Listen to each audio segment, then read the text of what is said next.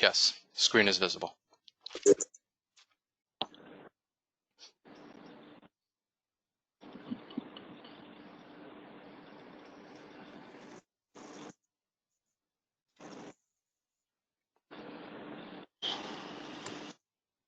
All right. أعوذ بالله من الشيطان الرجيم. بسم الله الرحمن الرحيم. الحمد لله رب العالمين والصلاة والسلام على رسول الكريم وعلى آله وأصحابه من سن بسنة الدين أما بعد. ربي اشرح لي صدري ويسر لي أمري واحلل عقدة من لساني يفقهوا قولي. اللهم أرنا الحق حقا وارزقنا اتباعه وأرنا الباطل باطلا واجتنابه. اللهم إنا نسألك خير ما سألك عبدك ورسولك النبي محمد صلى الله عليه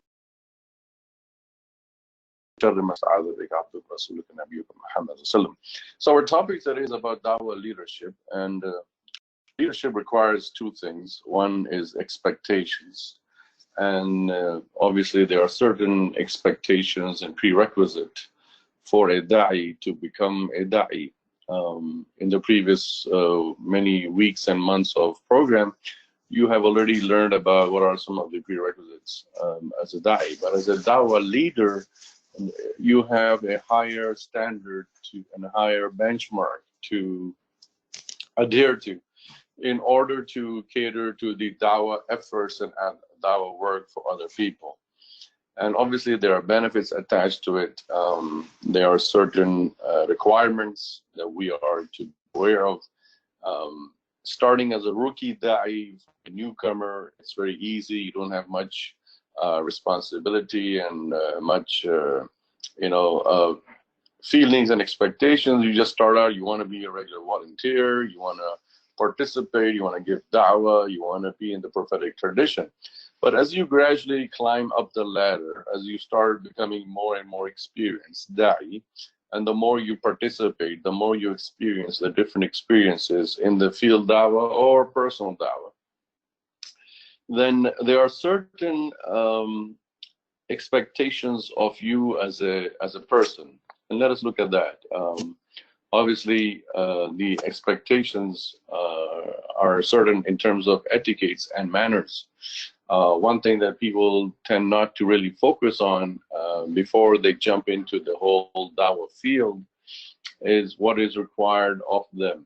And there are 5 basic ingredients that are very, very necessary to climb up the ladder of Dawah skills and Dawah activities.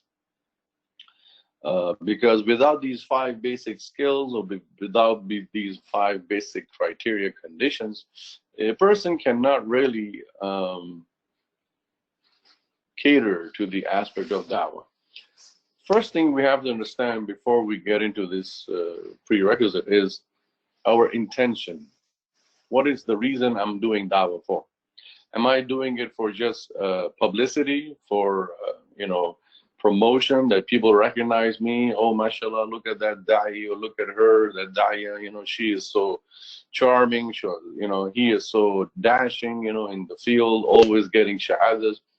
Intention is very important, and niyyah, like the hadith of Rasulullah said very clearly, إِنَّمَا الْأَعْمَالُ بِالنِّيَّةِ. And that is why Imam Nawawi, rahimahullah, and many of the books of hadith have chosen this niyyah hadith as the first hadith in the compilation of their book of hadith, because of the paramount importance of intention and niyyah. And ikhlasu niyyah, the sincerity of niyyah, the purity of niyyah, is very, very essential. It is fundamental in the field of dawah. If my intention is just to get shuhra, publicity, just to get famous, that, oh, I become famous in society, people remember me as the great da'i of this state or this city or this locality, then that is disaster. That is total disaster. We're not doing this, brothers and sisters, for publicity. We're not doing this to get praises from people, to get accolades from people. We're not doing this for any reason, but only one reason, and that is to please Allah subhanahu wa ta'ala. Why are you getting in the business of da'wah? Why are you entering in the field of da'wah? Just to please Allah. That Allah is pleased with me, that I carry His message, kalima shahada la ilaha illallah, Muhammad Rasulullah, to others. Because it is incumbent upon us as Muslims to do this work. There is no more profit to come. We already know that. Hence, our intention should be, first of all, is that I'm doing this just for the sake of Allah, just for the purity of Allah. If my intention is not to, a lot of times people think that my intention is to promote the word of Allah. Promoting the word of Allah is a secondary intention. That is a byproduct. We are not just doing dawah to spread the message of Allah. That's a byproduct. The first intention in this act of worship, remember, dawah is an act of worship. Many people don't understand that. Just like you pray, just like you fast, just like you do zakat, just like you do hajj or umrah, da'wah is an act of worship. You are getting rewarded for every minute, every second that you spend in the field of da'wah, whether it be out on the street, in the field, or it be on a phone, or it be face-to-face with somebody in your neighborhood and locality, or whether it is for someone that you know in your friends or colleagues, or someone where you worked with. So in whatever realm you are giving da'wah purely and sincerely to please Allah. Why? Because if Allah is pleased with us, remember, then you get the whole 9 yards. Meaning, if Allah is pleased with us through this act of worship, the act of ibadah, which is of spreading the message of Rasulullah, spreading the message of Allah to others. If Allah is pleased with us, not only we get the whole 9 yards. And what are they? We get the Jannah, we get the spreading of the message of Allah here on earth, we get the barakah of the time, we get the barakah in the wealth, we get the barakah in the children. Our children also see us, that our parents are giving da'wah, so they try to emulate and try to copy us. And that is why it's very important and essential that we understand that this da'wah we are doing only and only for the sake of Allah. Now I want to teach you a dua. Make sure you memorize it, which is to purify our intention. And the dua is very simple. It's just 3 words. If you can memorize these 3 words, brothers and sisters, you will always be good. Before you embark on a journey of da'wah, before you embark on any event of da'wah, before you even leave your house, when you are getting ready to go for the da'wah event, recite this dua. Allahumma akhlis niyati. 3 words. Allahumma akhlis niyati. Oh Allah, purify my intention. Oh Allah, purify my intention. Oh Allah, whatever I'm going to do now is only going to do for your sake, for your... Why is this important? Because when you're doing it only and only for Allah's sake, there'll be no jealousy, there'll be no hatred, there'll be no animosity, there'll be no rancor, there'll be no anger, there will be no hatred. Because if you're doing for the sake of Allah, then why these negativities, these negative emotions will not come? Why would you get jealous of someone who's giving da'wah? You know, and that is why it's very important to understand to recite this dua, because this dua sets a benchmark. It sets a threshold in your mind as a da'i, as a person. You know, because as you progress in your experience, in your tajribah, khibrah of da'wah, the more you recite this dua, the more refined you become. Again, it's very simple. Repeat after me. I'll repeat it 3 times for you. Allahumma akhlis niyati. Allahumma akhlis niyati. Translation is, oh my beloved Allah. Allahumma, oh my beloved Allah. Akhlis, purify. Niyati, my intention. If you're going as a jama'ah, if you're going as a group, you can make the dua before you embark on the journey for the da'wah.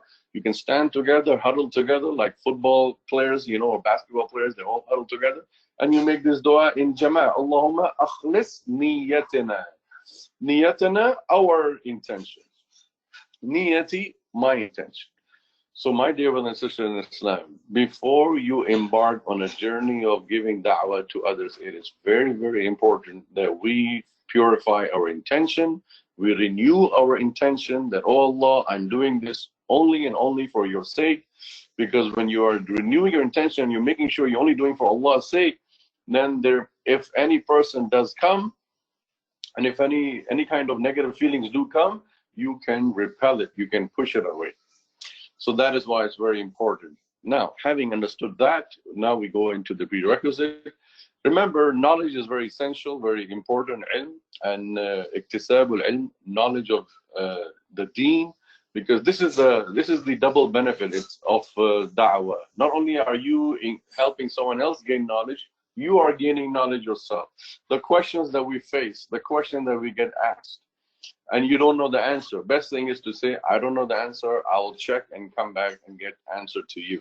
So therefore, you are increasing your own knowledge, you are learning, you're reading, you're enhancing your knowledge, and you're helping others gain knowledge. But remember, without knowledge, there is no da'wah. And that is why many scholars say that you can give da'wah even if you don't have knowledge. Yes, because of the hadith of Rasulullah, which you may have listened many times for these Wednesday programs. بَلِّغُوا عَنِّي وَلَوْ آيَةٍ. So yes, we can start off on scratch. We can start off on a bare minimum. If you only know one hadith and one ayah, or just one hadith, you can start off your journey of a da'i. You can start off your journey of da'wah, leadership towards others. But as you are giving da'wah, it is good to read books. It is good to listen to lectures and talks. Right now we have YouTube, and we have so many lectures and YouTube channels or whatnot. So it's very easy to acquire knowledge today. Gone are the days where you have to travel miles and miles for knowledge. Now on the fingertips, on the touch of your fingertips, you have knowledge at your disposal. You can just touch and click and touch and click and gain knowledge. So it is very important to learn about the misconceptions about Islam and the common questions. And besides that, when we talk about learning knowledge, learning the basic aspects of the worship also, so that if the non-Muslim asks you about the 5 pillars, that why do you pray, or why do you do this in the prayer, why do you do that in the prayer, why you fast this way, why you do this in the fasting, etc., etc. So you are aware of that.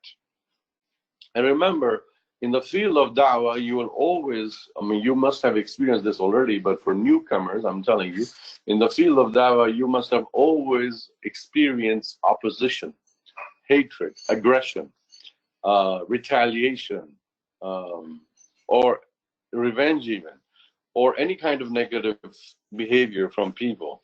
And for that, the most important ingredient a da'i needs to have is what we call in Arabic lean. Layin. This is the word lean in Arabic, lam ya noon, means something that is very gentle, very kind, and very, very softness.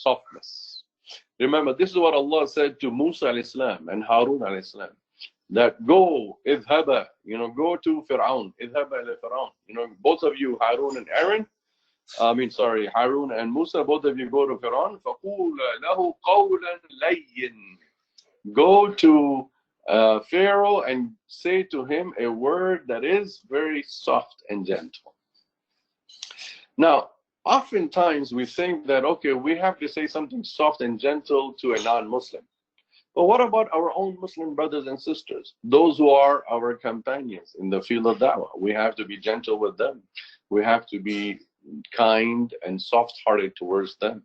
And that is why we see Allah says in the Quran about Prophet Muhammad in Surah Al-Imran, Surah 3, Allah says, وَلَوْ كُنْتَ فَضًّا غَلِيظَ الْقَلْبِ لَانْفَضُّوا مِنْ حَوْلِكَ. If you were, O Prophet Muhammad, وَلَوْ كُنْتَ فَضًّا غَلِيظَ الْقَلْبِ, if you were very stiff and hard-hearted, لَانْفَضُّوا مِنْ حَوْلِكَ, they will go away from you. Meaning the people who are listening to you, your own people and the non-Muslims who are trying to listen to the message from you, a Prophet Muhammad, they would run away. لَإِنْ فَضْلُ مِنْ حَوْلِكَ فَبِمَا رَحْمَةٍ مِنَ اللَّهِ لِنْتَ لَهُمْ. That's why Allah says it is from the mercy of Allah. فَبِمَا رَحْمَةٍ مِنَ اللَّهِ. It is purely and surely from the mercy of Allah that Allah made you لِنْتَ لَهُمْ. Allah made you gentle for them, keen on them, kind and soft towards them. This is the mercy of Allah. And that is why we need to make dua that, oh Allah, we ask you of your mercy. Allahumma irham alayna. Allahumma irham alayna. Oh Allah, have mercy upon us. Because without the mercy of Allah, we cannot even speak one word of Islam to others. And that is why, after knowledge, the most important prerequisite is to have this kindness and gentleness, not just towards non-Muslims, but even our Muslim brothers and sisters, our volunteers, our team members. If you are running a whole dawah team, like in an MSA or a college or in a masjid, or in a locality. You're part of a team. Being gentle to others. Because if you are harsh to your team members, if you are rigid and stiff-hearted towards your own Muslim brothers and sisters, they will run away. They will say, you know, forget it. I'm not going to do dawah with this person. And that is why it is very important to be kind-hearted and gentle towards non-Muslims and also with our own fellow Muslims. Next very important aspect of da'i is very important, which is hikmah, wisdom. Wisdom, people explain, is doing the right thing at the right time, at the right place, for the right people. Doing the right thing at the right time, at the right place, for the right people. And for that, you have to get to know the people, both in terms of who you're giving da'wah to, that is wisdom or hikmah, that you first understand your audience. You know the person who you're talking to, their background, their culture, their likes, dislikes, their habits. Similarly, hikmah in terms of being a da'wah leader is knowing your team members, knowing your community, knowing your society, knowing your group, your people, and people who are working with you in the da'wah field, knowing about them, knowing about their background, about their likes and dislikes and culture. This is hikmah, because hikmah, wisdom, can be translated into a wide variety of explanations. But one thing that is very important to understand in terms of wisdom and hikmah is that we train other people, we mentor other people, we train them and bring them towards something that is important to understand. And that is why when you are dealing with people, when you're dealing with humans, the most important characteristic that is required is sabr and patience. Without patience, we can't get anywhere. Without patience, we can't achieve anything. Without sabr or patience, we cannot accomplish any targets. And that is why we see that even our Prophet Muhammad was reprimanded by Allah when he lost his patience with a blind man. You all know that Surah Abasa. You know Surah Abasa? Abasa means to frown. It's the 79th surah in the Quran, in the 30th juz. You know, Abasa wa tawalla an ja'ahu al-a'ma. You know, he frowned and he turned away. Tawalla. About Prophet Muhammad sallallahu alaihi wasallam, Allah is talking about him. That look, he lost his patience. In the sense that he said, you know, why, you blind man, why are you coming to me right now? I'm busy with the Quraysh. I have all the leaders of Quraysh, the Sadat of Quraysh. If any one of these leaders become Muslim, their whole tribe, their whole, you know, group will become Muslim. That's what is on at stake. So you go and come back later. You know, Abdullah ibn Maktoum, the Sahabi who came to ask Rasulullah on the doorstep. You know, and this is what we see, that Allah is saying that there's no margin of error for our Prophet Muhammad. Remember, he's a prophet and he's on a very high pedestal. And Allah already talked about him that he is ma'soom, he's innocent, he has no sins and mistakes. This was a small error on his part, error on judgment. He judged that these leaders of Quraysh are more important to me than this blind man. This blind man is one person. Here I have a whole group of leaders, and with them are all the qabail, all the tribes. So, you know, if we're talking about hundreds of people can become Muslim, I have a big opportunity. This guy is coming, he's blind man, he's one person. I can talk to him later. So you go back, come back later. Allah revealed the whole surah. Until this day, we're reading this surah. Till the Qiyamah, we will read this surah. Till the day of judgment, we'll read this ayah. Abasa wa tawalla an ja'ahu al-a'ma. Subhanallah. This surah and this ayah gives us a big lesson in the field of da'wah. When it comes to da'wah, do not, you know, compare people. What did the Prophet do? He compared. He said, Quraysh leaders are more valuable, more important, more worthy of my time. So he was giving time to the leaders of Quraysh. Whereas this blind man who came and knocked on the door of Rasulullah, he said, oh, you're blind and you're my relative. He was from the relative of Rasulullah. And so therefore he said, I can deal with you later. And that's why he frowned. Look, the blind man could not see the frowning on the face of Rasulullah. But Allah can see the frowning of Rasulullah. So Allah named the surah, Surah Abasa. What lesson do we learn from Surah Abasa? Is that there is no time factor in da'wah. There is no rushing or hurriedness in da'wah. You can't rush someone to become Muslim. You know, and that's why I take a strong, you know, how should I put it? And I want to word it properly so that nobody minds it. I take a strong offense from those people who say, give shahada in 10 minutes, give shahada in 5 minutes. You know, you're not racing like a sprinting on a race. You're not here on a mad dash, crazy rush in this dunya that you want to just convert people. It's wisdom, it's hikmah, it needs sabr, it needs patience. You know, you have to be patient with people. You can't coerce people. La ikrah fi din. You can't force people to become Muslim. And that's what we see in this incident of Surah Abasa. Rasulullah is working so hard with the people of Quraysh, and they're not listening to him. But here's a guy who's blind man who wants to come learn. And Rasulullah says, hey, I don't have time right now. Go back, come back later. I'm busy with the Quraysh. So as a da'i, you have to have patience and sabr with all types of people. And as a da'i, you cannot, this is wisdom, hikmah. As a da'i, as a caller of people, you cannot judge people. What was the small error on the part of the Prophet? He made an error in judgment. He said, look, this one man is not as important as these 5-7 leaders of Quraysh, who amongst them, they have hundreds of people around them. Underneath them, they have hundreds of people. So I can maximize, you know, Rasulullah is a human being like me and you. He's not an alien. He's not an angel. He's not a robot or some other. He has brain like me and you. He used his common sense and brain that if I talk to 5-7 people who are leaders, and if they convert, 500-700 people might convert, or 5,000 people might convert. That is a quantity, a huge quantity. That will make my life as a prophet much easier. 5,000 people converting as opposed to one blind man. Abdullah ibn Maktoum. And Rasulullah is saying what? He's saying, I don't want quantity, ya Muhammad. O Prophet of Allah, I, Allah, don't want quantity. I want quality. You don't worry about quantity. You worry about the quality. Oh, you, the Prophet of Allah, your job is only to relay the message. How many will come? Truckloads will come, busloads will come, hordes of people will come. That is my job as Allah. Your job is to deliver the message. Your job is to relay the message. Whether the person in front accepts it or not, that's not important for you. And do not judge people or prophet. Do not compare a blind man to the leaders of Quraysh. Blind man is more worthy to Allah. Blind man is more respectable in front of Allah than leaders of Quraysh who are not listening to the Prophet while he was trying to talk to them.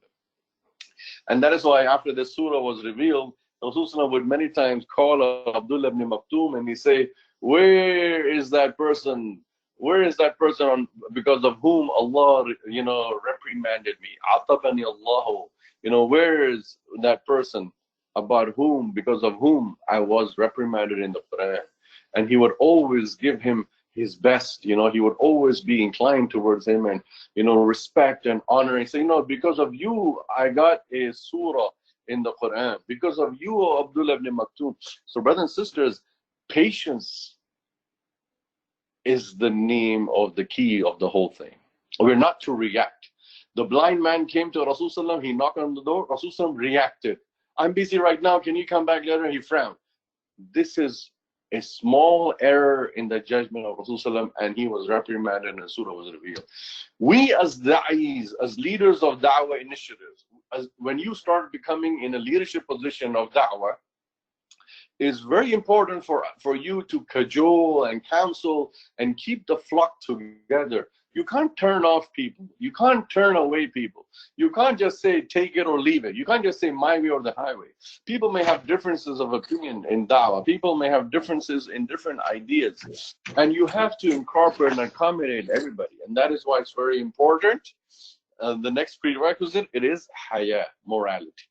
If my character is not right, if my personality is not right, if I as a da'i, I do not conduct myself properly in society, what good is it giving da'wah?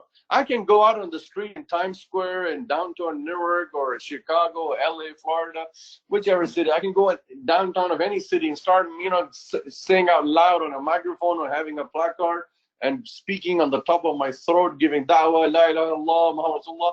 But if after that, when people have stopped, when I've stopped giving a da'wah and then people observe me and see me how I conduct, I yell at people, I scream at people, I lambast people, you know, I backbite people, I criticize people and I give them a piece of my brain and my temperament, and people are watching and seeing, they will say, wait a second, wasn't this person telling us about Islam?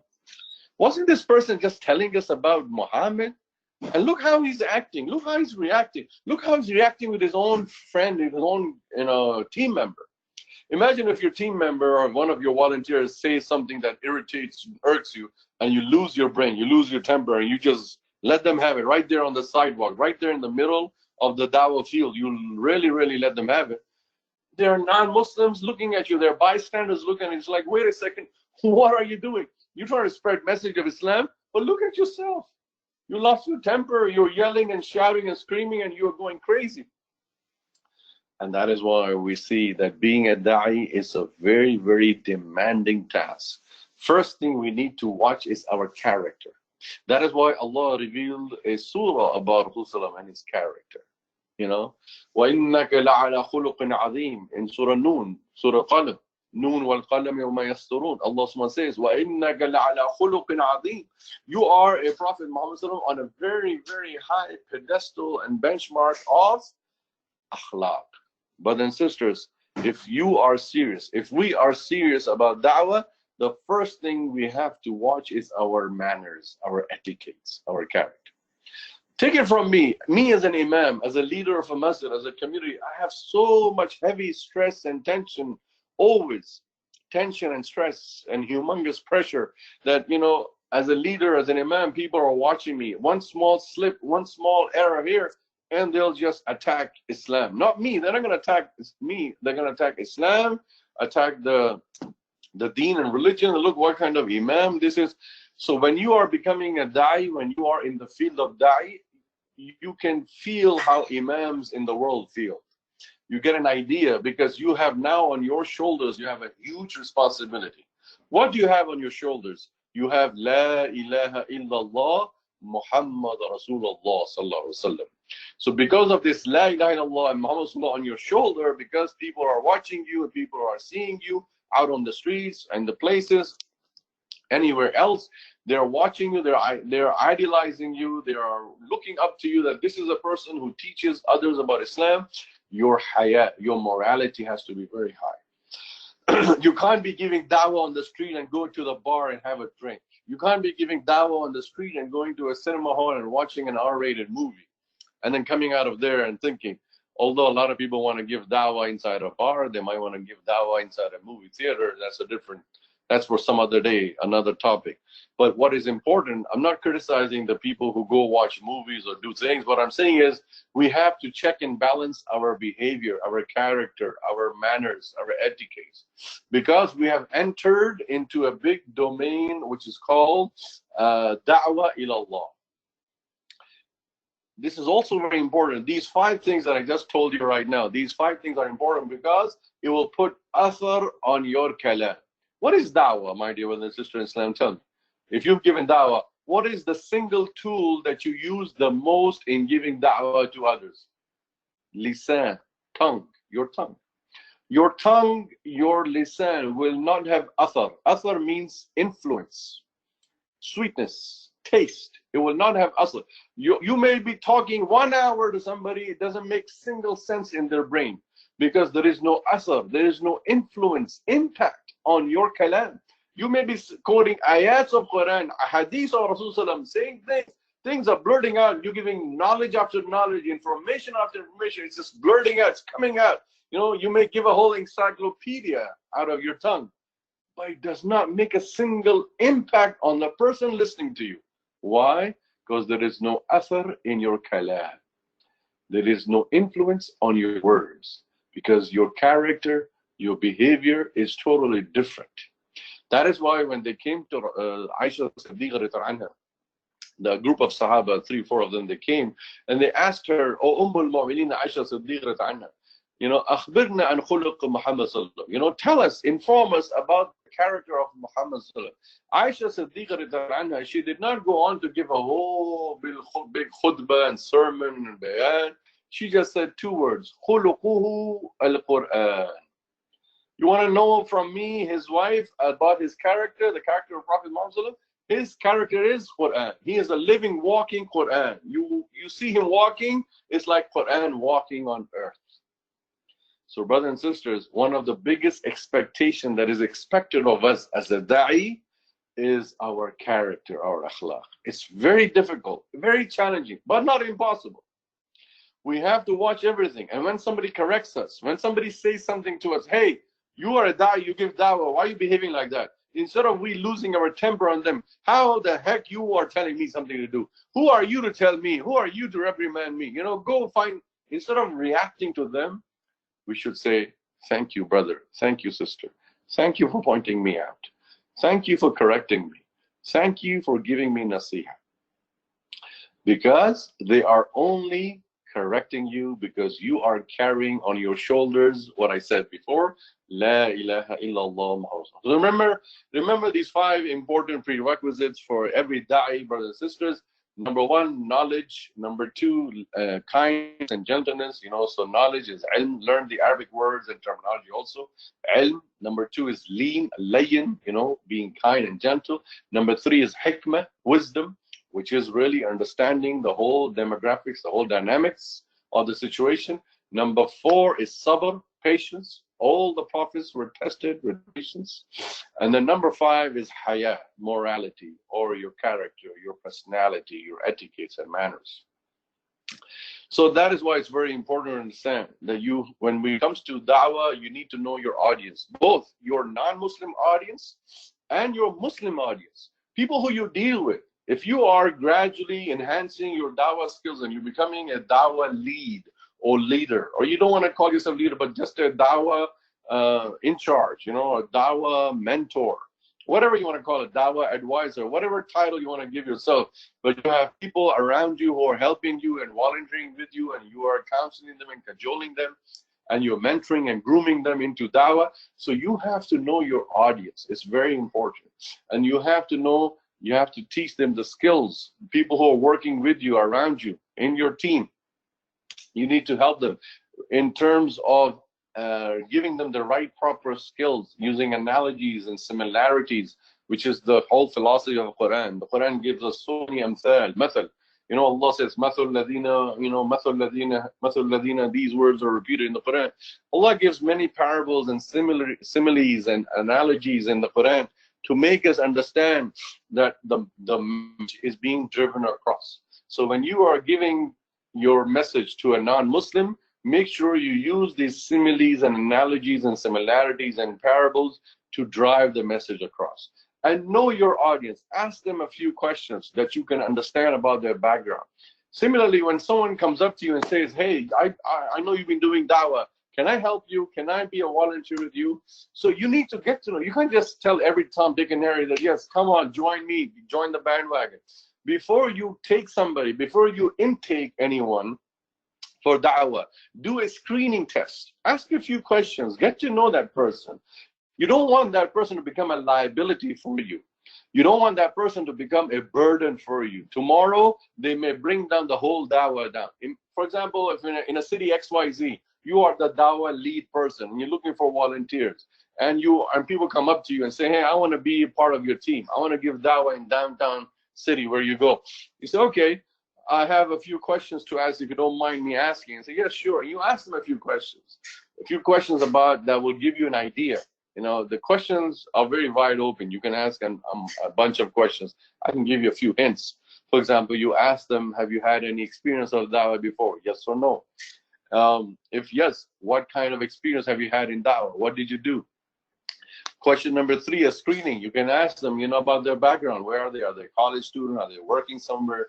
Are they married, single, divorced? You know, are whatever the situation is? What is the current situation going on? Just to get an idea about the person, because you want to know that this person is genuine and they really want to help for the purpose of dawah. They're not coming into the dawah for fame and popularity. Remember what I said in the beginning of the session today, that intention, niyyah, is very important. So you can't find out the niyyah of anybody who wants to join you in your dawah. But by screening them, you can at least avoid potential dangers. And you can use hikmah, wisdom. All right, I'll let you know, brother or sister. I'll let you know, inshallah. I need to consult somebody. You know, if you feel that there are some issues, some problems with that person, then you can let them know. But if you feel that person is genuine and very, very bright star and a good asset for your Dawah team, you can, after the screening, you can join them in. You know, you can include them in your team and give them some orientation lesson. You know, it is very important that every da'i has a certain benchmark. You know, has a certain barometer, prerequisites, what they want in their team, in their Dawah team, and you should have those benchmarks so that you can tell every newcomer, every new person that is coming in, you can tell them that, look, this is what I expect of you. These are my expectations. These are what we want to do as a team for this city, for this dawah, in this locality, in this neighborhood. Let's move on. Very important in terms of expectations. Remember, one of the most important things when it comes to da'wah is responsibility. You are responsible not just for delivering the message of Quran and the message of Rasulullah, but you may be climbing up the ladder and becoming a senior person, a senior position because of your experience, because of your many events and incidences. You are now looked upon. You may not have chosen it for yourself, but you may be looked upon as a da'wah lead, as a da'wah in charge, or a da'wah mentor. So this responsibility comes with the package. And that is why it's very important that if community members are looking towards you as a responsibility, you are cognizant and you are aware of that responsibility. You do not shrug it off your shoulder that, oh, I'm not responsible, I'm just an average person, I'm a layman just giving da'wah. No. If you have been given da'wah for such an X amount of time and you've have experience of X amount of events, you are now looked upon as a mentor, as a coach, as a life coach, as a da'wah coach, as a da'wah lead. And it's very important that you now take on certain other responsibilities, such as counseling people, counseling other people, training other people. You know, all of you who've been attending these Wednesday evening trainings, mashallah, you are so experienced now. If you have attended all these since April, you know, April, May, and now we're in June in the third month, you are now, mashallah, very experienced with attending all these trainings. Now it's your job to go and train somebody. It's no use for you to come here every Wednesday and learn all these things and just hoard it in your brain and keep it in your heart, keep it in your chest, and you don't give it to other people. Remember, brothers and sisters, knowledge only increases when you share with others. Knowledge increases, it flourishes when you share with others. If you seek knowledge and then just hoard it and keep it to yourself, it will not benefit you that much. It will benefit you a little bit, but not that much. In order to get the full benefit of the knowledge that you have acquired in the field of da'wah by these trainings and seminars on Wednesdays, it's very important you share with others. You know, become a guide for somebody, become a mentor for somebody, become a coach for someone. You know, if people start looking up to you as a brother or sister, as a da'wah lead, that sister, you've been in this field, in this business for long, you know, help us, guide us, train us. Yes, take up the responsibility. Don't shy away from it. Don't say, oh, no, I'm just an average person, a layman. If people are looking up to you, take that responsibility. It is expected of you to do that. But remember, brothers and sisters, where there are people, there is fitna and fasad. If you're alone, there is no fitna because it's just you. But the moment you start involving people around you, with you, two things will come a lot. Number one, fitna. Number two, fasad. Fitna means trials and tribulations. Shaitan will purposely, deliberately put whispers and all kinds of thoughts and negativities. This is what we mean by fitna. And that's why with that comes fasad. Fasad is an Arabic word which means, literally means mischief. You know, now jealousy, animosity, and hatred will come amongst people. Oh, I'm better da'i than him, or I'm better da'i than her. Oh, what does she think of herself? What does he think of himself? You know, he thinks a big shot. These things will come. Because remember, what's the goal of shaitan? The moment you decide, the moment you intend and decide to become a da'i, what's the first goal of shaitan? To push you, to repel you. You think shaitan wants the work of da'wah flourish? No. You think the shaitan wants the kalima la ilaha illallah to spread? No. What oath did shaitan make with Allah? Iblis, lanatullah alayh. Iblis said, La uwannahum ajma'een. I will deviate each one of them. I will come to them from the right, from the left, from the front, from the back, from the top, from the bottom. I'll come to the Bani Adam from all sources, all ways, in order to push them back. Remember, Iblis was cursed because of not prostrating to Adam. Now, Adam and the children of Adam, their job is to spread the message of La ilaha illallah. So Iblis doesn't want La ilaha illallah to spread. And the first thing Iblis is going to do is to push you, to pull you back, you know, and then to create animosity and hatred and jealousy and rancor and dispute and fitna and fasad amongst the people. You have to rise above the occasion. You have to show leadership skills. It is expected of you. You need to show what people are expecting from you, that you rise above the fitna and fasad and try to join hearts. Try to mend the people's minds.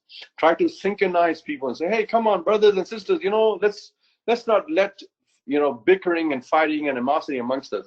Let's not divide ourselves. Let's unite ourselves. We're all working for the one cause and one thing, and that is La ilaha illallah. Now you know why I said in the beginning of this session tonight that niyyah is very important. And remember, those of you who joined late, remember the dua I taught you in the beginning. Allah, the 3 words of Arabic, just repeat that every time you're doing da'wah. Allahumma akhlis niyyati. Allahumma akhlis niyyati. Oh Allah, purify my intention. Especially when shaitan is coming between brothers and sisters in a da'wah team, in a da'wah group, da'wah volunteers. First thing you need to do is get the shaitan out of the way. Especially if I've seen many times that brothers on a da'wah trip, on a road trip, fighting each other. And you're like, you know, you're talking to yourself, wait a second, why are you fighting each other? That's what shaitan wants you to do. You are out on this road trip to spread the message of Islam. You're here to promote La ilaha illallah to others, and here you are fighting each other on petty issues, maybe at a gas station, maybe you're staying at a hotel in the night. We need to make sacrifices. We need to make compromises. People are looking up to you, both non-Muslims and Muslims. Imagine a new rookie, a new person, da'i, who joins your team and then sees senior people fighting each other. The rookie is going to say, am I in the right place or in the wrong place? You know, these 2 brothers, mashallah, they're so senior, they have X amount of years of experience in the da'wah, but look at them, they're fighting at each other. And here I am, I'm just new and fresh. This is my first trip for da'wah, and I'm looking at them and they're like fighting each other. Am I in the wrong place? That's what this rookie is going to think about. That is why this point is very important. You see, people are looking at you, brothers and sisters. Remember, it is very, very highly expected of you. That's why I said conduct, akhlaq is very important. Character is very important. A lot of times, things are not going your way. A lot of times, things are not being done the way you want it to be done. And then you get agitated, you get irritated, you know, you get upset. And then you start bad-mouthing people, you start cursing the organization, you start cursing the management, you start cursing everybody in the whole wide world of that da'wah. It's like, you guys don't know how to do da'wah, I know better to do da'wah, I got to do it my way, I'm going to go start my own organization. That's what shaitan wanted you to do. Shaitan wanted to create dispute, fitna, fasad. Shaitan wanted you to misbehave and act in a different way. And that's why shaitan became successful in that aspect. Very important right there. Now, we need to defeat the shaitan. And the way we can defeat the shaitan, my dear brothers and sisters in Islam, is through always purifying our intention. Allahumma akhlis niyyah. Second thing, ta'awun ala al-birri wa taqwa wa la ta'awun ala al-ismi wal-udwan. You know, cooperating and coordinating with each other on bir and taqwa. The ayah that Allah says in Surah Ma'idah, Surah 5. Allah says, وَتَعَاوَنُوا عَلَى الْبِرِّ وَالتَّقْوَى وَلَا تَعَاوَنُوا عَلَى الْإِثْمِ وَالْعُدْوَانِ. Cooperate and coordinate, you know, help one another in bir, in piety, righteousness, and taqwa, God consciousness. وَلَا تَعَاوَنُوا, and do not cooperate and coordinate with each other in ism, in sinfulness, and udwan, disobedience of Allah. A lot of times I've heard myself with my sinful ears, I've heard people saying, oh, we got a competition. We got to beat that organization. They're a da'wah organization. We're the... Yeah, competition is healthy, but jealousy is not. And that's what I mean over there on that slide. You see, it's good to compete one another. It's good in goodness, in piety, in bir, you know, in righteousness, in bir, in da'wah. Yes, we can compete one another, but we don't need to be jealous. Oh, we need to get ahead of them. We need to be the number one in the whole world. We need to be people like praising us, and we get so many likes, and we get so many appraisals.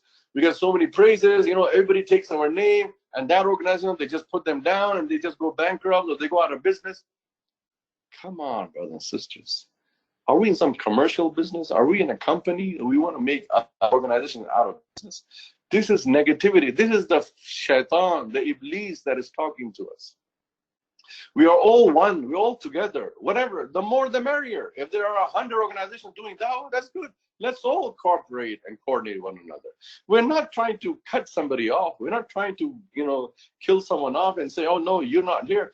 That's why I say competition is healthy, but jealousy is not. You can compete one another so long as you are in brotherhood, in sisterhood.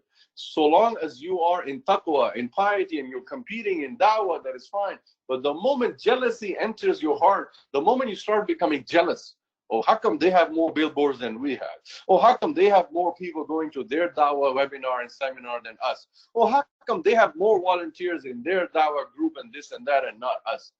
That is jealousy. That is hatred. That is animosity. That is not what Allah wants. That is what shaitan wants. And remember, the more experienced you become in dawah, the more mature you should become. Maturity is the name of the game. If we are not, if we are not mature enough in da'wah, and how do you know if you're mature?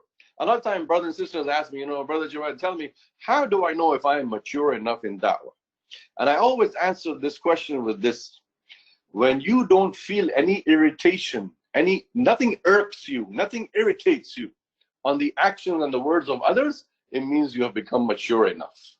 Immaturity is you react without thinking. Immaturity is you respond right away. That urge, that eagerness. Let me respond. Let me answer that right now. No, relax. If somebody said something, somebody did something, sleep over it. Go to bed at night and think, how should I respond to them? Or should I even respond or not? A lot of times it's good not to respond at all. That is maturity. That is wisdom. That is hikmah. That is showing that you have come of age. You're not just a rookie da'i anymore. You're not just a newcomer on the street giving da'wah. You have matured. You have experience. You have tajriba, khibra. Remember, this experience is what Musa al-Islam was lacking. Yes. What is the story? What's the moral of the story of Khidr and Musa in Surah Kahf? Khidr had experience. He had direct knowledge, ilmul ladun from Allah. Khidr was doing things. He was doing actions. And Musa al-Islam was getting restless, getting eager, impatient. Oh, Khidr, why you killed that boy? Oh, Khidr, why you build that wall? Oh, Khidr, why you, disrupt that ship? Oh, Khidr, you're doing everything negative. You're doing everything wrong. You're doing everything. And what did Khidr say? What did Khidr kid say? إِنَّكَ لَن تَسْتَعِي مَعِيَ صَبْرًا. That ayah is repeated 3 times in Surah Kahf over there. Go back and read and listen. Big wisdom for da'wah. Khidr is giving da'wah to Musa. إِنَّكَ لَن تَسْتَعِي مَعِيَ صَبْرًا. Oh Musa, you do not have the capability, the ability to have patience with me. If you were patient with me, then you would know to be silent and not react. That is maturity. And subhanAllah, Rasulullah said that may Allah have mercy on my brother Musa. Had he been patient, we would have acquired more from the treasures of Khidr. And Khidr would have continued to go on and on. Had Musa and Islam kept his mouth shut and just be patient and go along with him, Khidr would have done many more. Khidr would have done many more new things. Subhanallah. This is maturity. This is wisdom that is lacking in many of us, including myself. I am no better than any one of you. I am worse than all of you. Many of you may be much better than me. But remember, brothers and sisters, this is a lifelong journey. Maturity, wisdom, hikmah, sabr. This is a lifelong journey. You keep acquiring it, keep achieving it, you keep climbing it throughout your life until your death, until you die. It never ends. Last slide for tonight. We end with that. What are the benefits of da'wah? There are a lot of benefits. The most important benefit, the reward of akhirah, and barakah in dunya, prosperity. I have seen people come up to me. Yes, believe you me, brothers and sisters, I am not kidding you. I'm not lying to you. I have seen and I've heard people come up to me and say, Brother Jawad, ever since I started dawah, I found barakah. I found barakah in my mal, in my money, the purchasing power in my money. I found barakah in my risk. I found barakah in my health, in my children, in my life, because you are doing the work of Allah. You are a da'i. You are a full-time person who's working for the sake of Allah. You're donating your time, you're donating your efforts, you're donating your sweat, your blood, you know, you're donating your body, you know, your skills. So that does not go wasted, especially for volunteers. I've had many volunteers tell me that, brother, every time I stopped doing dawah, my risk started going down. Every time I started doing dawah, my risk started going up. I'm not saying that these people came up to me and told me, who have been in the field of dawah. But why? Because we're doing a prophetic tradition. Remember, Allah blesses you in your money, in your health, in your wealth, in your children, in your time, in your waqt, and everything. Allah blesses you because Allah is not paying you dinar and dirham. Allah is not paying you dollars for the amount of time you're investing in dawah. Yes, there are some people who may be working full-time in dawah, and Allah is paying them through that. There is no harm in earning risk through dawah. But there are many who may not be doing that, and they're just volunteering. So Allah still blesses them in their different aspects. Because remember, the biggest benefit is you are walking the footsteps of the prophets of Allah. This work was done by the prophets of Allah. And that is why with it comes respect and dignity. It becomes recognition. Remember what I said about niyyah. Keep purifying your niyyah. People will come up to you and start praising you. MashaAllah, you're the best da'i in town. You're the best da'i in the country, in the state. MashaAllah, you are the best of the best. You know, people start praising you and, you know, literally kissing up to you and start glorifying you. And remember, whenever somebody is praising you, my dear brothers and sisters in Islam, keep reciting Astaghfirullah, Astaghfirullah, and stop them. Say, please, please, brother or sister, don't praise me. Do not praise me. Do not say anything, please, because you are wasting my ajr, my deeds. But I guess a little bit here and there, if somebody does, there's nothing wrong. But if somebody is going on a very long accolades for you, remember that is dangerous for you, because it will get into your brain. And once the praises and the glorifications get into the brain, that is disaster. But remember that this is the benefit. This is the side product, the byproduct. Respect and dignity, recognition from people. People start coming up to you and asking for nasiyah. Hey, brother or sister, can you give me advice? Can you give me some nasiyah? Sometimes they might ask you advice for the purpose of dawah, and sometimes they might ask you advice for their personal lives. You know, I'm facing this in my personal life. I'm going through a tough time. Can you give me advice? And you might be thinking, wait a second, why are they asking me? I'm not an imam, I'm not a sheikh, I'm just a da'i. But yes, they look up to you. They have respect for you. They have dignity for you. And they look up to you, and that's why they're asking you for help for their personal lives. So that is part of your role as an advisor, as a counselor, as a mentor. You cajole them and counsel them and give them advice and mentor them and groom them and nurture them and bring them up the ladder. So that, you know, remember, dawah is all about promotion. Dawah is all about promotion, going up the ladder. You don't want to be stuck on one step number one, you know, the first stair. Keep going up the ladder. Let new people come and take place, you know. The more you go up the ladder, the more other places become vacant and they start coming into it. And that is why one of the benefits of this field of dawah is you become more and more knowledgeable of Islam, of deen. Because before you started giving dawah, you may have very little amount of knowledge of Islam, but now you know a lot of things. You've been asked so many questions, so you know the answers on your fingertips. You could be walking and blindfolded, you can give an answer to a question somebody asked you. These are all parts of the benefits of dawah and dawah leadership. Remember, this is Allah has chosen you. Allah says in the Quran, Allahu yajtabi ilayhi man yasha wa yahdi ilayhi man yunib. This is in Surah Zukhruf, I believe, or maybe Surah Shura, Surah 42. Allah subhanahu wa ta'ala says, Allah yajtabi ilayhi man yasha wa yahdi ilayhi man yunib. Allah subhanahu wa ta'ala chooses whoever He wants. Allah yajtabi ilayhi man yasha. Allah chooses for Himself whoever He wants. If you are giving da'wah, if you are doing the work of da'wah, understand and know this for a fact. Put it in your brain. It's not because of you doing it, not because of you intending to it. It is because Allah chose you. There are so many other people Allah could have chosen, but He chose you to do the da'wah. So this is a privilege. This is an honor from Allah. Allah is saying, Allah yajtabi ilayhi man yasha. Ijtaba, mujtaba means chosen, choose. So Allah has chosen you. And don't do something that will make Allah upset and then He doesn't choose you. He throws you away. And that happens. I've had so many people come up to me and say, brother, I was giving dawah a lot. I was so much into it every weekend. Every weekend I was giving dawah. And now suddenly I find no time. I can't get any time. And I say, brother, go make istighfar. Go make astaghfirullah. Go make some tawbah. Do 2 rak'ah salat tawbah. It's like, are you crazy, brother? What are you talking about? I'm complaining to you about time. I don't have time to give dawah. I said, yes, Allah has stopped choosing you to give dawah.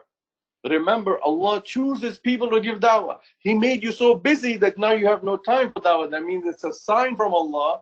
I no longer choose you for my work. Yes, once upon a time, I used to choose you for my work, but now you, XYZ, ABC, I don't need you. Allah is saying, I don't want you, I don't need you, I don't choose you. And that's why God busy. So by making istighfar, by making tawbah, you come back to Allah. Allah chooses you again, and then you're back in business. Then you're back doing da'wah again, which is sadaqah jariyah for us. Perpetual charity. And that's the end of this slide and end of our presentation. Remember that one of the benefits of this is that we need to be chosen by Allah so that we continue to reap the rewards of sadaqah jariyah. Yes, we may become a community leader, an activist. And remember, when you become a da'i and a dawah lead and dawah in charge, you automatically become a community leader. People look up to you. So try to fill in those shoes. Don't shy away from that. Fulfill the responsibilities that come with that leadership. But most of all, check and balance your akhlaq, your character. You don't want to turn off people because of yourself. The biggest disaster, the whole conclusion, the whole gist of this presentation of mine today is in one statement. The biggest disaster is somebody leaves giving dawah because of you. Somebody leaves the deen because of you. Somebody stops making da'wah because of you. This is the biggest disaster for a da'i in this field. Rather, we should be the opposite, that because of you, people join and become da'i. Because of you, people join the deen and become Muslim. This is the opposite of that. Wa akhiru da'wana bil alamin wa salatu wassalamu ala kareem. Inshallah, now we open for the question and answer session.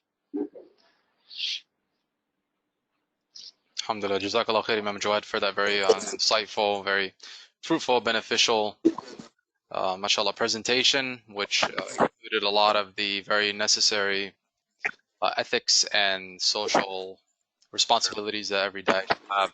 So, inshallah, as Imam Jawad alluded, the floor is open for any questions, inshallah, to Imam Jawad. Any questions via text or even voiced? Feel free to vocalize, articulate your question, or even submit it via text. Assalamu alaikum. This is Sister Tina. Alaikum assalam. Can you hear me? I just want to go back where you were explaining about the frowning, about the blind man, explaining that it was more important with the other people but him. I just needed to know the ayat. I wasn't sure. Is it Surah 79? Would that be ayat 30? Because I was a little confused when you said juice. I know that's juice is for me. I'm not. All right. Yeah. Let me pull it up for you. Sorry, I made a mistake. It's not 79. It's 78. 78. Surah 78. Yes. Okay, sorry. No. We're 80, human. 80. Alhamdulillah. It's Surah 80. Surah 80, verse number 1 and 2. Number 1. And when I said juz, I meant by the juz is the last part. You know, this surah is in the last juz, in the last part of the Quran, and it's the third surah in the last juz. Okay. You know, we have 30 parts of the Quran. It's in the 30th part, in case you want to find out. But in terms of sequence, it's surah number 80, verse number 1 and 2. Verse 1 and 2. Alhamdulillah. Okay, we have our second question here from Sister Betsy. She's asking, Imam Jawad, she's asking, how can we give dawah on social media platforms as women? And then she's asking about the ruling, is it haram? So this is from a dawah leadership point of view. you know, women wanting to be more involved in social media? What is the fiqh behind it, and how, and can they do it? Yes, the giving that on social media, for that matter, on the phone or in person, even it applies to in person also, is that it's better that a sister talk to a woman and giving dawah. But if they have to talk to someone who's an opposite gender for giving dawah, they can, with all the restrictions that the Sharia puts on in terms of a woman's conduct, in terms of her voice, her intonation, not beautifying the voice, and not talking about unnecessary stuff, not talking about things that would be quote unquote considered as flirting. Or if the opposite party starts flirting with the person, they should immediately stop the dawah right there and then. Because there is always the danger and potential for shaitan to enter in the field of dawah. You'll be surprised how many people call our Islam hotline and they say, I got introduced to Islam because of a Muslim I was chatting with, both male and female. We have females calling the Islam hotline, we have males calling the Islam hotline. And when our associates ask them, how do you learn about Islam? They say, through my online friend. And then they say, through my fiance. Who's that fiance? Somewhere overseas, 10,000 miles away, in Morocco, Algeria, Jordan, Syria, Egypt, Pakistan, India. You know, and they're talking to them and they're introducing Islam to them when they are already breaking a law of Islam, because Islam says that, you know, you're not supposed to talk to the opposite gender. So long story short, simple answer for you, sister, is that it's okay to do da'wah to men so long as you keep in consideration and conduct the requirements of Sharia in terms of talking to the opposite gender. Like we do have to talk to many people, opposite gender, in our workplace, in our school, in college, professors, teachers, whatnot have you. So just the way you would talk professionally with someone regarding any business, you can give da'wah. But the moment you feel or you see that the person is trying to take advantage of your gender, cut it off and stop that dawah right there and then. Okay. The next question we have here is being asked by Ola. And the question is, what ideas can you give me from Zoom or for Zoom gatherings? I'm in the process of getting training on Zoom, so I guess dawah via Zoom. What I didn't understand the question. What do you mean by ideas? So it seems So you like would do they're that. asking about dawah training or maybe dawah related events via Zoom from a dawah leadership point of view. Yeah, I mean, you would do dawah on Zoom the same way you would do in person with somebody. If you're watching them and looking at them, you can talk to them on Zoom. The same injunction, the same etiquettes and manners of dawah that you would use in person, you would apply also in Zoom. I think they're asking about. Yeah, I think they're asking more about like ideas, what kind of Zoom gatherings. So maybe, for instance, interfaith, for example, or what have you. I see her previous question. Okay, maybe because she's asking about presentation. So yeah, you can do presentations, sister, on Zoom about Islam. You know, the 5 pillars of Islam or the 6 articles of faith, Arkan al-Iman. You can also choose a topic and have a dialogue or discussion on Zoom with the people, or just have an open Q&A, you know, with the people. If people just tell the people on Zoom that, you know, you have any questions about Islam, ask me, I'm ready to answer. So you can have an open Q&A. That is also a good strategy. Another good strategy is to have a comparative religion, like have other people talk about an issue that is common between their religion and Islam. So you can give the Islamic point of view, the Islamic perspective on that issue.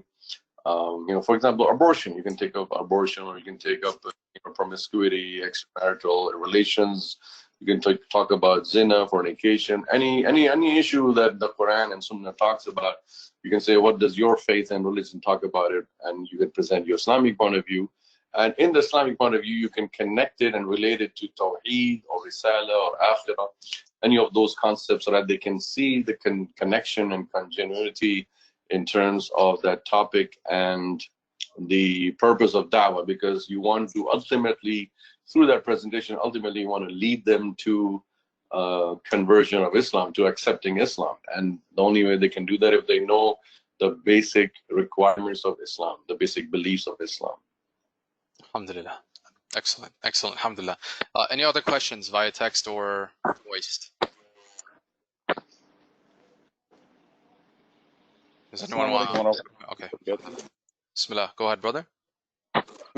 Brother Daniel from Reading, Pennsylvania. Alhamdulillah, Imam Ahmed. Thank you very much for a wonderful presentation. Great to see you and great to hear from you. One of the things that, Alhamdulillah, mashallah. One question or one issue that I always had at Philadelphia was, well, now that we kind of consolidated two different stations, it's a little easier. But you mentioned earlier about trying to find other people who are, reliable or good people to help you being da'is or when you're making a street dawah. How do you, what are your suggestions in that manner? Like, how would you go about if you're interested in finding other brothers or sisters that to make dawah inside the community? How would you go about it? How would you go about recruiting them? You mean recruiting them for your team? Yes. Yeah, he's talking. The Right. questions are about recruiting. Like I said earlier in my session, you need to do a screening test. What I would do personally is, if it's possible, if it's feasible for you, like for a brother, I would go out for a casual lunch or dinner, just talk and chit chat with them. But if that is not feasible, that's not possible, having a session, having a meeting, a face-to-face meeting where you sit across the table, talk to the person, general things about life. You don't necessarily need to talk to them about dawah. Don't ask them specific questions, how you're going to convince somebody about Tawheed. But you ask them about general things in life. And because see, when people talk, when they open up, and when they open up, you get to know a lot of, and you do the listening. In that session, you should be the listener and they should be the talking. So you should be asking open-ended questions. What are your views about this? What are your views about that? What do you think about this? What do you think about that? Instead of asking them a closed-ended question, is this right or wrong? There's an objective question, which is like yes or no. Instead of asking that, ask them open-ended questions that will make them open up. And when they open up, they blurt out their thoughts, their ideas, their background, their feelings, their sentiments. And that will give you an idea where this person stands right now. Now, obviously, you can do that for the same gender. Likewise, if it's a sister, then advise a sister, talk to a sister about these things, because without letting them know that you're screening them, you're just having a casual session and casual chit chat, and you have already preemptively made your questions in mind. Now, if you ask specific questions, like I said, what I usually try to do when I'm screening somebody, when somebody just jumps on the bandwagon or on the boat and says, "Hey, brother, you want to do something for da'wah?" First thing I ask them is about their background. What are they doing? What are they currently studying or working a job? One job, two jobs? What's their family condition right now? Are they single, married, divorced, separated? Do they have kids? How's the family? How's the extended family? What are they doing? Then I further go into questions about what are their views about this or that. Specifically, you want to be very careful about their extremist views. You want to decipher, you want to distinguish that this person is not an extremist. You don't want to recruit an extremist in your group, in your team, because that will become very, very difficult for you. Then once somebody comes in, it's very difficult to bring them out. It's much easier to wean them off when you're bringing them in. You can stop at the door. But once somebody's in, and then you discover that they are very extremist, very racist, very fundamentalist, not against the views of your point of view and your organization or your team, it becomes very difficult. So that's why it's better to ask certain questions about, what do you feel about this? What are your views about that? Things that you have your own mindset about, and you are moderate and you balance. So then you can compare that, is this person lower than me or above them? If they're lower than you, it's fine. You can always groom them and nurture them and bring them up to par. But if they're above you, meaning AKA they're extremists, they're very radicalist, you can ask them, what do you think about someone who doesn't have a beard, a Muslim who doesn't have a beard? Oh, brother, they're a kafir, man. We should just kill them. They're not even a Muslim if they don't have a beard. boom, that's like a big alarm bell for you. You don't even have to ask further questions.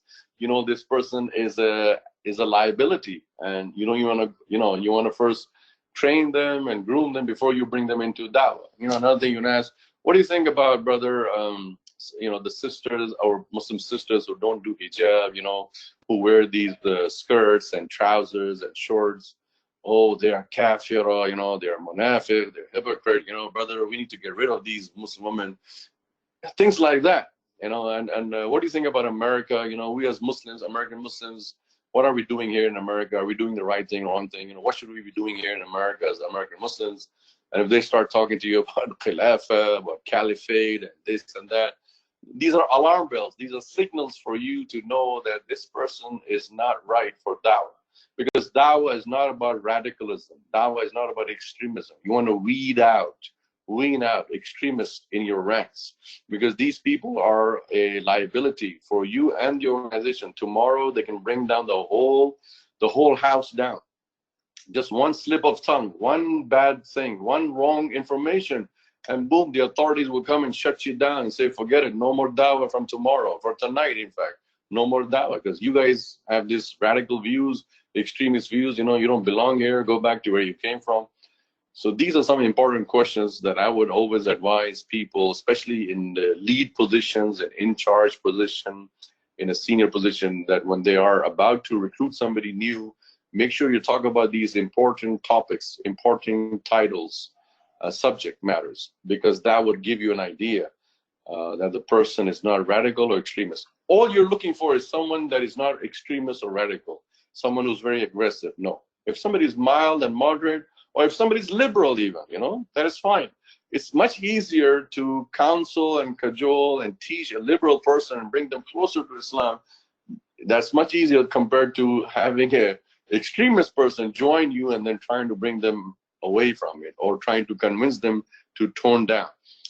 In my 20 years of experience of dawah, I've never been ever successful in bringing an extremist to mellow down, to water down and become a moderate balance.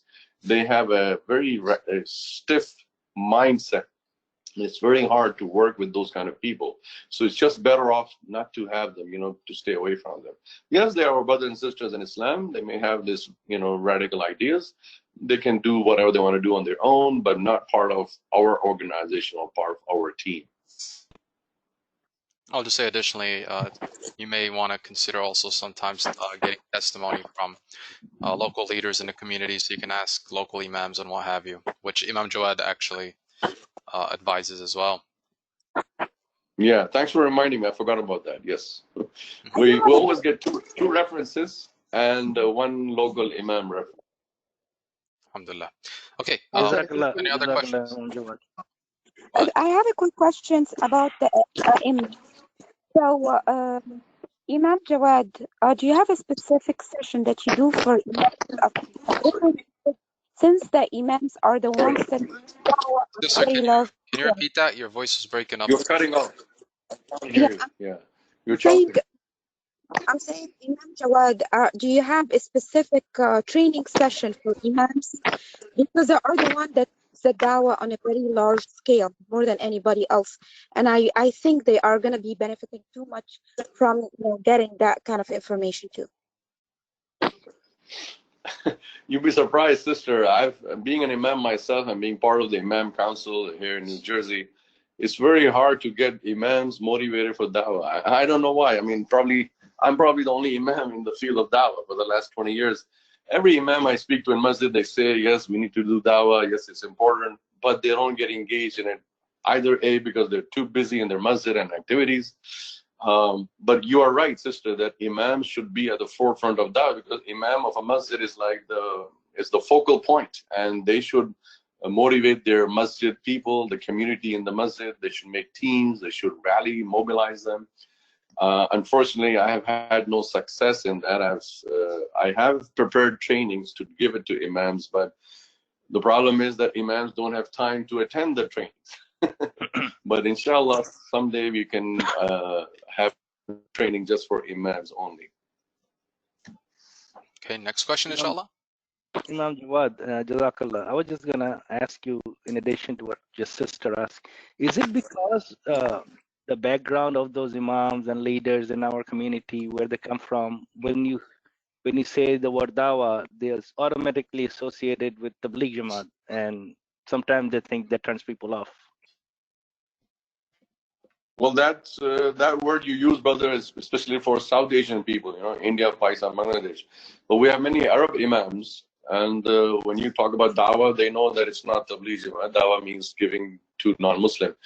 But one thing in my communication with imams, what I found, number one reason is time. Time is not available, and number two is language. Not everybody can speak English so fluently, especially imams coming from Arab countries and Asian countries, especially if they have no experience of speaking fluently in English for dawah purposes. They may be very knowledgeable in their deen, in their field of knowledge, in their own language, maybe Urdu, Bengali, Hindi, Arabic, you know, whatever language they speak. But when it comes to English, they have some difficulties. As for those imams who are very fluent in English, people who are born and raised in this country, we have a new crop of imam. We have a new batch of imams coming who are born and raised in USA, who have gone overseas or learned over here. Those imams are active in dawah also, but not as active in the field. Again, because imam has so much responsibility from the masjid, they are so overburdened from the masjid, the duties and tasks, that sometimes it becomes very challenging for them to be in the field, although they really should be in the field. And once we see imams in the field, wow, you'll see hordes of people from masajid coming on the field, because they'll just look up to the imam and they'll come behind him. Assalamu alaikum. It's really important to get involved in the masjid. If you see the imam is overloaded, I do that a lot. If I see something's overloaded, step in, ask the imam, what can I do that I'm qualified for? Or just take, put your feet underneath there and help. I mean, get involved with the masjid is really important. Talk to the imam. Imam's being amazed how pressure off of them. Just little things here and there.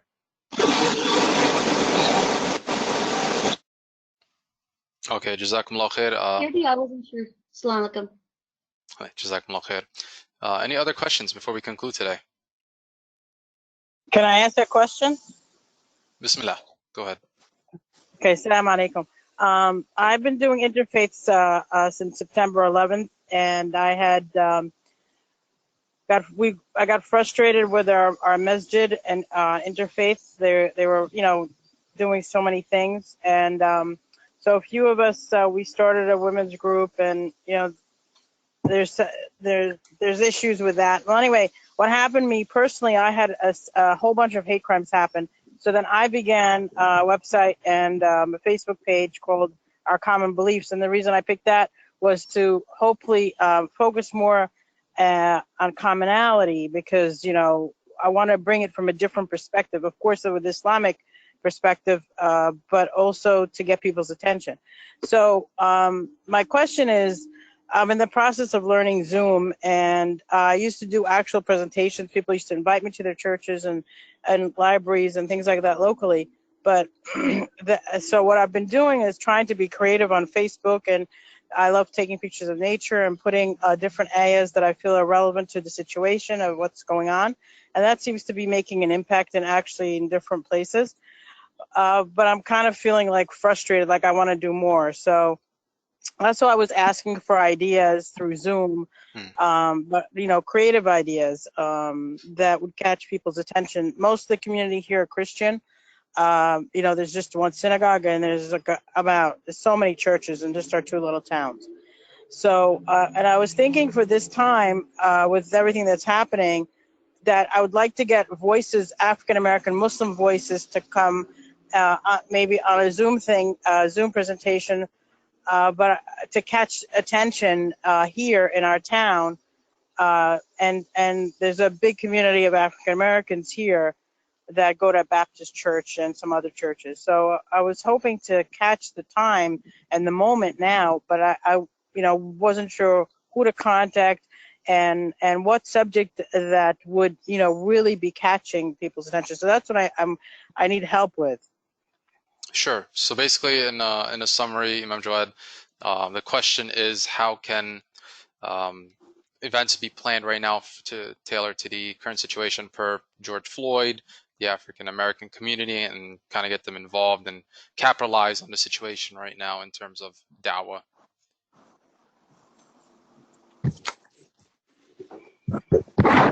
We lost your voice, Imam Jawad. Yes, one of the things is interfaith, like she suggested already. That could be one thing. The other thing you can do is also, as far as African American is concerned, I don't know which city and state you are in, sister, but you can contact African American imam who can be part of your presentation and be a presenter on that. I'm in Briarcliff, New York. Briarcliff, New York. Yeah, we have a lot of African American imams. You can contact Majlis Ashura New York. Majlis Ashura New York. You can contact them. Their information is there on their website and their phone number too. Email also there. You can just email them and contact, because in the Majlis Shura New York there are a lot of African American imams. So you can specifically ask the Majlis Shura that please provide me contact information of African American imam, and then contact those imams and say that, you know, can you do a Zoom meeting with me online so that we can talk about the current issues. Now, I don't know how you're gonna get to. Yeah, I just want to know, because like you were saying, a lot of imams don't do interfaith or don't talk, you know, don't have, maybe some of them don't have good English diction or whatever. I don't know, and I don't know who they are. I mean, I do know some of them personally, so I will reach out to one that I know specifically, and I know Professor James Jones, so I'll reach out to him. I just wasn't, you know, I think this is the time that we need to do something, and to get the voices heard from our own community, to the to our existing communities local. Right, I agree with you that this is a good time that we can talk to people about racism or equality or justice, and Zoom is a good platform to use. But my question is, sister, how would you get the people to come to Zoom? Is there any way in your local community that you would advertise? Yes, I have a very big mailing list, email list, and then I have, you know, local contacts, so I can, you know, so specific people I can call actually and talk with.